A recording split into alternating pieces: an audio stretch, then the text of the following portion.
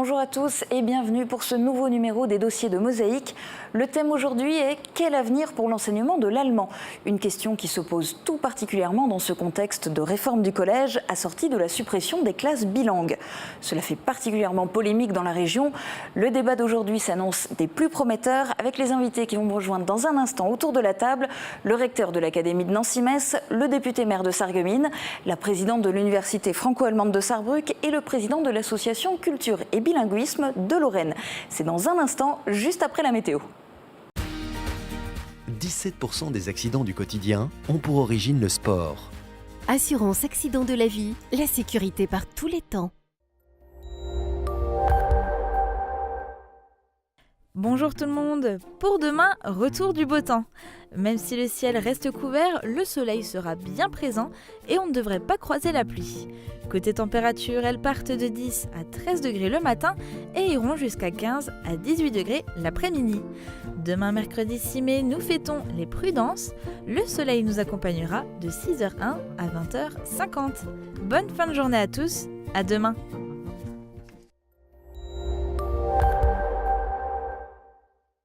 Je parraine un ami et tout le monde y gagne. Mon filleul, ma banque et moi. Au Crédit Mutuel, un client satisfait rayonne. Visitez gratuitement les sites naturels et culturels du Conseil départemental à l'occasion de la Journée de la Moselle le 14 mai 2015. Partez à la découverte des sites Moselle Passion, le château de Malbrouck à Manderen, la maison de Robert Schumann à Sichazel, le musée de la guerre de 1870 et de l'annexion à Gravelotte, les jardins fruitiers à la Connexie, le parc archéologique européen de Bliesbrück-Rheinheim, le musée du sel à Marsal, le domaine départemental de l'Indre ou encore le musée Georges de la Tour à Vic-sur-Seille. La Journée de la Moselle, jeudi 14 mai 2015.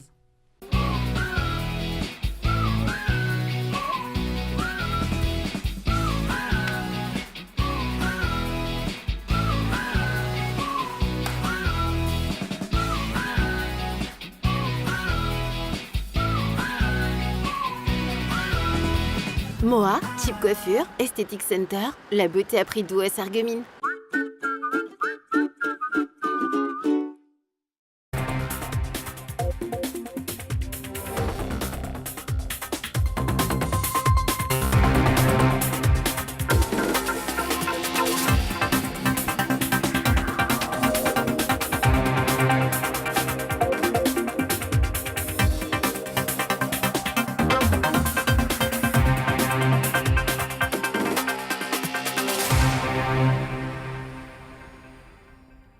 Quel avenir pour l'enseignement de l'allemand? C'est la question que je pose aujourd'hui à mes 4 invités.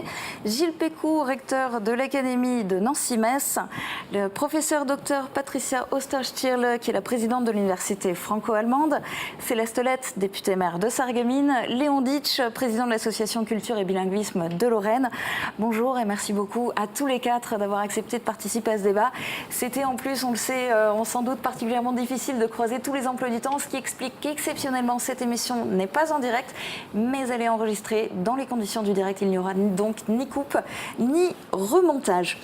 Monsieur le recteur, ma première question, elle est pour vous, forcément. Le projet de réforme du collège de Najat Vallaud-Belkacem a été adopté à une très large majorité le 10 avril par le Conseil supérieur de l'éducation.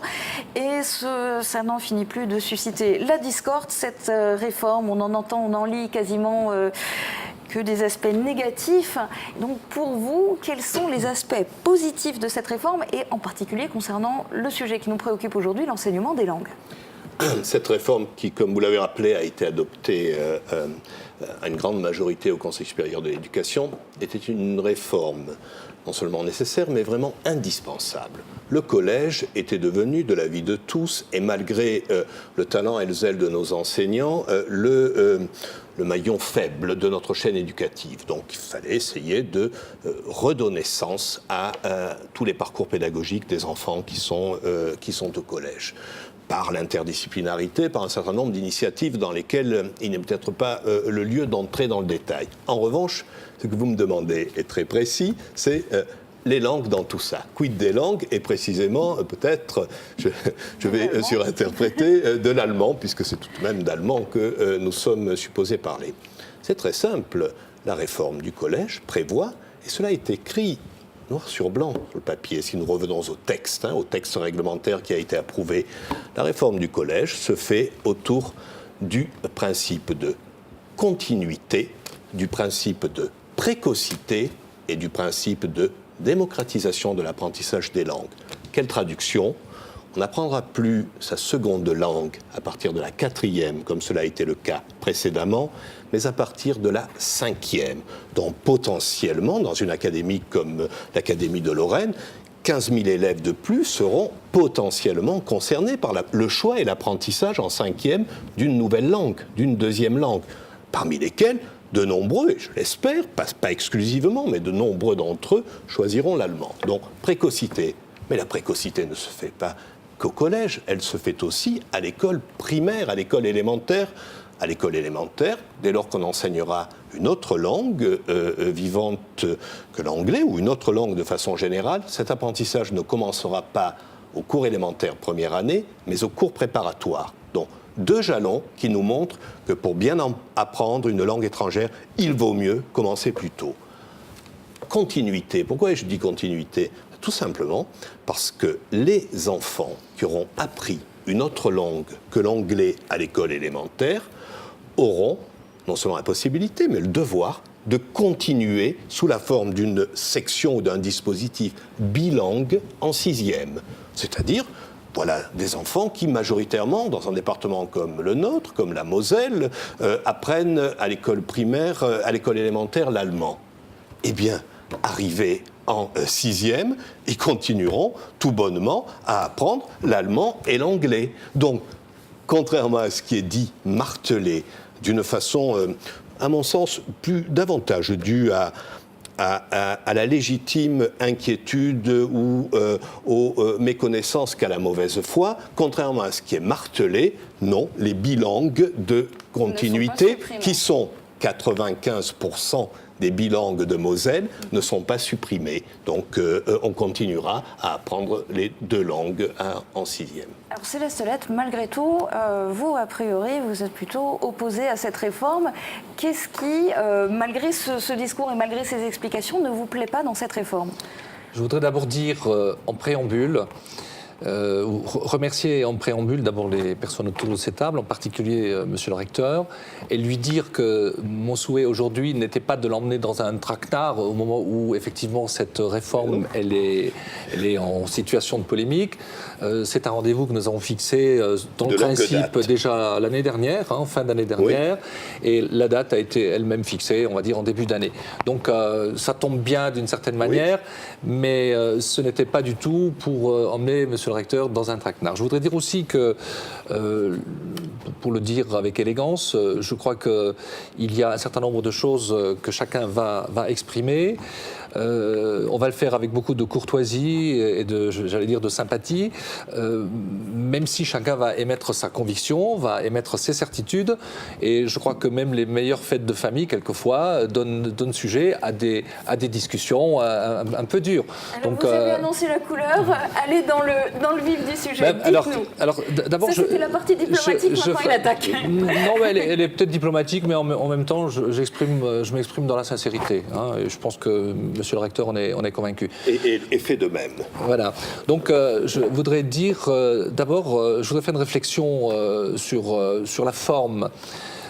Monsieur le recteur a dit tout à l'heure que c'est une réforme qui a été adoptée à l'unanimité d'un collège ou d'une... C'est une très forte majorité. Il y avait une abstention, 25 contre, 51 pour.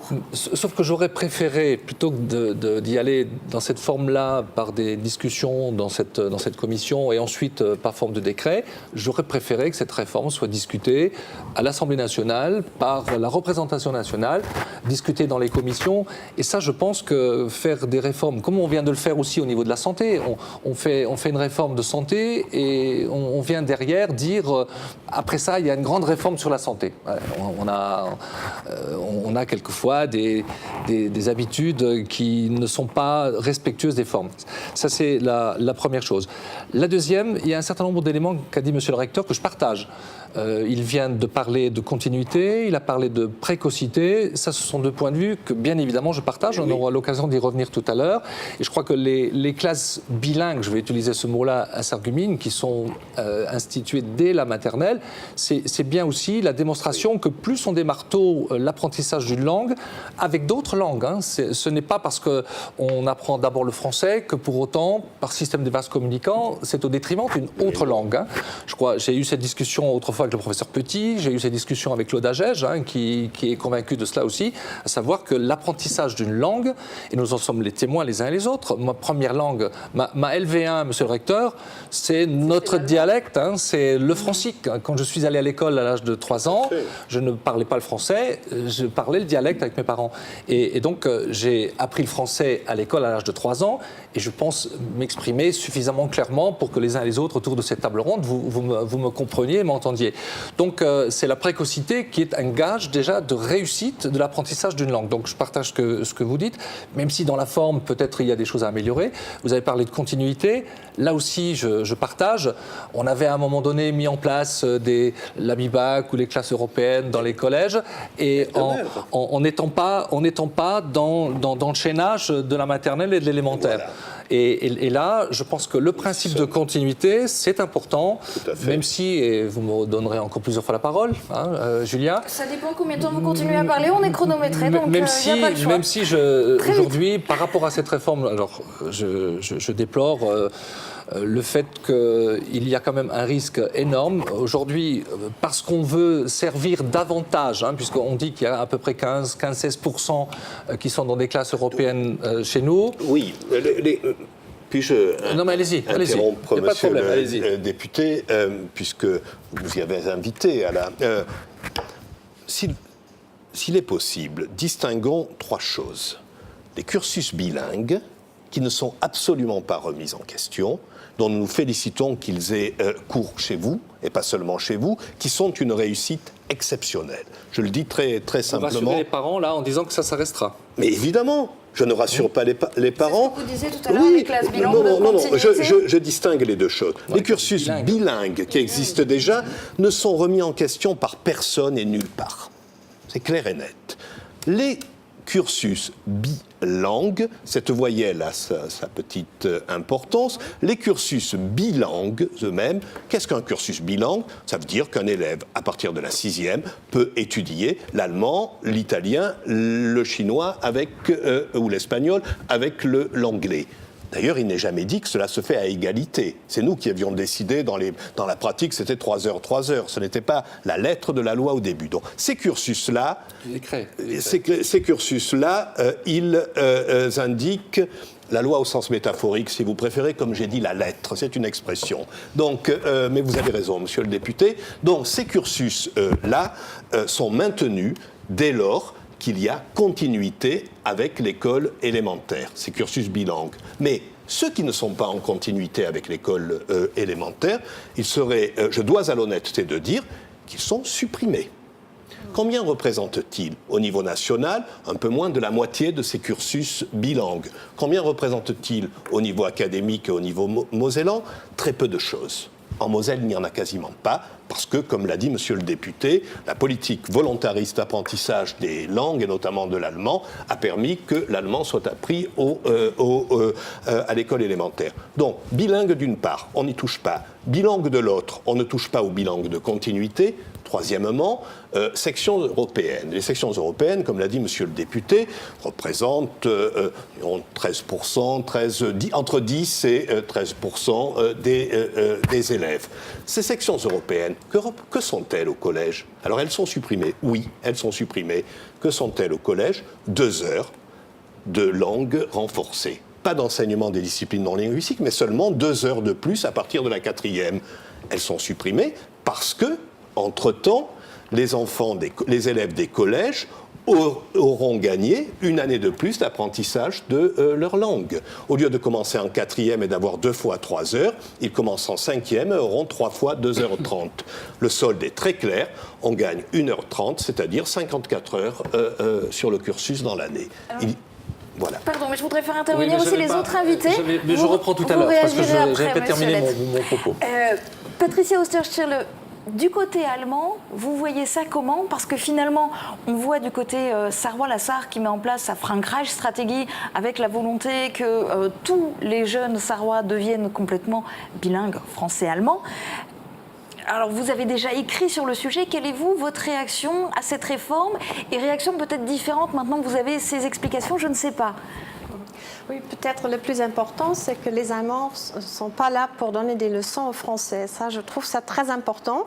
D'un côté. De l'autre côté, comme présidente de l'université franco-allemande, évidemment, je m'inquiète parce que ce n'est pas en Moselle où il y aura encore les classes bilingues, mais c'est dans toute la France et dans toute l'Allemagne où on est responsable. C'est-à-dire on a des cursus dans toute la France et dans toute l'Allemagne et on a besoin des jeunes Français qui parlent bien allemand et des jeunes Allemands qui parlent bien français. Et là, évidemment, ça nous inquiète de voir qu'il y a probablement moins d'élèves qui vont faire la BIBAC, moins d'élèves qui pourront s'inscrire dans ces cursus franco-allemands et qui après ont une carrière magnifique devant eux parce que 70% de nos diplômés trouvent un emploi en moins de 3 mois et les entreprises viennent vers nous,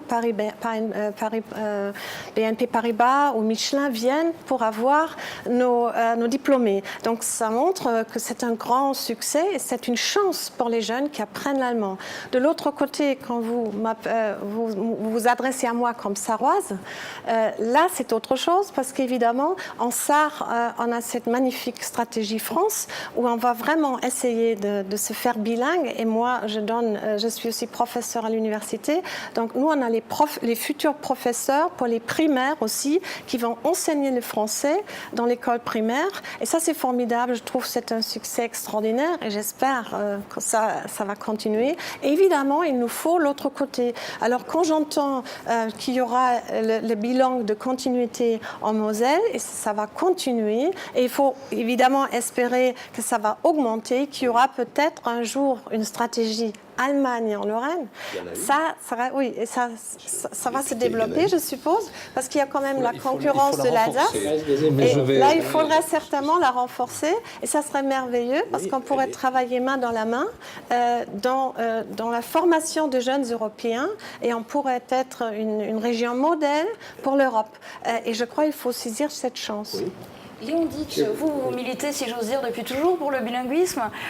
Avant même d'intégrer l'association Culture et Bilinguisme de Lorraine, vous étiez enseignant, professeur d'histoire-géographie et accessoirement professeur d'histoire-géographie en allemand, puisque vous avez enseigné en section Euro au collège et en section Abibac au lycée. Vous réagissez comment à cette réforme ?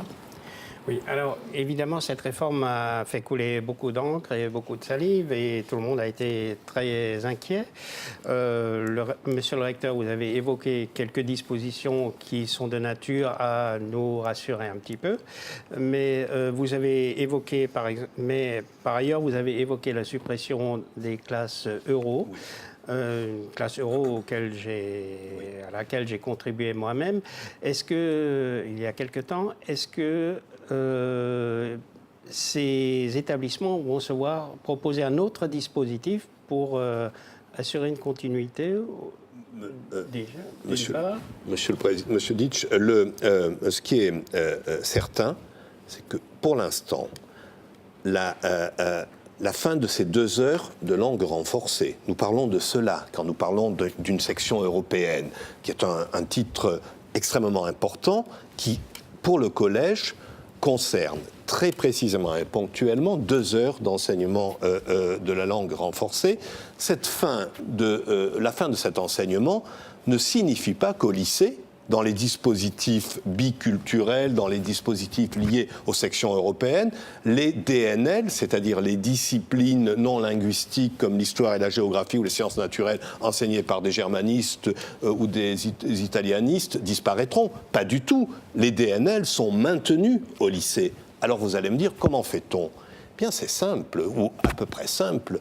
Dans la réforme des collèges sont prévus des parcours dits enseignement pratique interdisciplinaire. Dans ces parcours pratiques interdisciplinaires, il est nommément prévu que des enseignements des disciplines non linguistiques auront lieu. Donc c'est une façon, peut-être pas celle que vous attendiez, mais c'est une façon tout de même non négligeable de montrer que, certes, nous supprimons quelque chose qui n'était réservé qu'à un petit nombre de gens, mais qui était positif, mais que nous élargissons le cercle des jeunes qui vont apprendre une seconde langue, et qu'en plus, nous sommes certains de consolider au niveau des enseignements pluridisciplinaires qui font la richesse de cette réforme, nous sommes certains de consolider l'enseignement en langue étrangère d'un certain nombre de disciplines d'ouverture et d'éveil.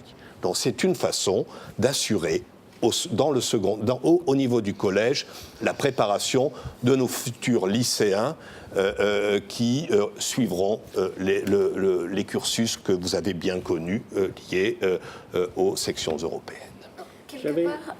J'avais une autre question encore. Il existe en Moselle deux établissements, deux collèges qui s'appellent des collèges Mosa, Moselle-Sarre. Oui. Est-ce que c'est disposé et qui, j'en ai vu fonctionner, Grosse-Blie, Klein-Blie et Petite Rosselle, Grosse-Rosselle, qui travaillent en harmonie. Ils ne sont absolument pas menacés, ces dispositifs. J'ai pu ayant ce souci réellement de la diffusion de l'allemand bien présent dans notre projet académique, je me suis d'ailleurs rendu au collège de Petite Rosselle bien avant qu'on parle de réforme des collèges pour voir de près ce qu'il en était. Cela n'est pas menacé.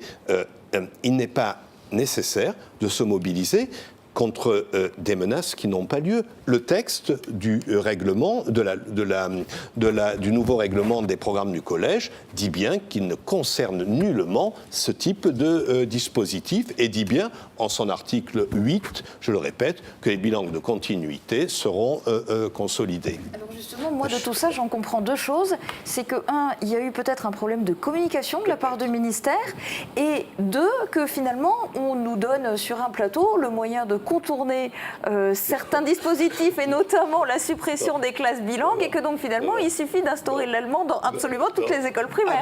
Monsieur Lett, ça coûte combien? On fait comment? Est-ce que c'est possible? J'ai beaucoup écouté.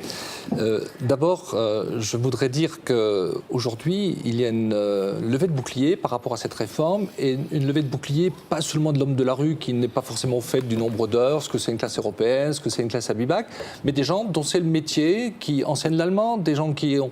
Quand Jean-Marc Ayrault, qui est quand même un germanophone et un germanophile, quand un certain nombre de personnes qui sont dans le milieu et qui voient cette réforme avec angoisse s'expriment, c'est pas comme ça une simple expression politique, on est contre parce qu'on peut être d'un autre avis politique. C'est que réellement il y a une anxiété. Alors moi je fais pas trop confiance, hein. Je le dis et je le dirai à la ministre demain puisqu'on doit la rencontrer dans le cadre du groupe d'amitié France-Allemagne demain à 11h, parce que aujourd'hui j'ai l'impression qu'on veut supprimer, parce qu'on considère que c'est une élite, il n'y a que 15% qui bénéficient du système actuel, et qu'on veut supprimer cette élite pour mettre tout le monde au même niveau, c'est-à-dire on donne à tout le monde la possibilité, à 100% de jeunes, de rentrer dans le système. Mais quels seront ces jeunes? Quels seront les parents qui inciteront leurs jeunes à démarrer avec 2h30, continuer 2h30, parce que dire avant c'était 2 x 3, donc 6 heures, aujourd'hui c'est 7h30, mais sur trois niveaux, c'est pas renforcer l'apprentissage.